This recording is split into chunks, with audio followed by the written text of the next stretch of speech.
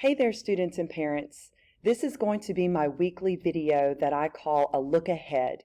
And what this is going to tell you is basically what we're going to be doing in the upcoming week in Global Insights. So as you all know, we are wrapping up the current chapter on the Age of Exploration. And so next week, we are taking our first major test on exploration. So Monday, we'll spend some time doing a very thorough review. If you're working from home, you'll continue to check these announcements on Canvas and then go directly into the modules and find the day of the week that we're working on. I'll have a great little video that explains how the review process works, and you all know if you have any questions, you know how to get in touch with me. Tuesday, we will take that big test on the Age of Exploration. It is timed, so make sure you are properly prepared to take that test. You'll have the 55 minutes we normally would have in a classroom to take that test.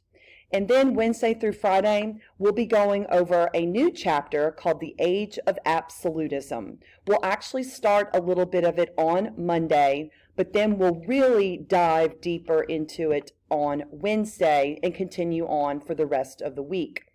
It's all about the kings of absolutism and what they were trying to do to maintain or keep their power in parts of Europe. So it's a great chapter. I know you're going to enjoy it.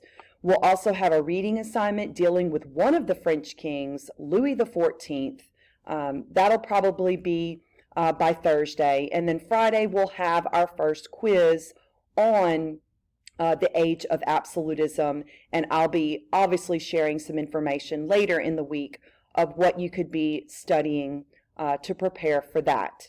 So again, make sure you're continuing to work hard, keep checking Canvas every day, and if you have any questions or issues, you know to send me a message in the inbox. Just remember, please don't do it after 8:30 at night, because I will not get back to you until the next morning. I hope this has been very informative and give you a look ahead into what we're going to be doing next week.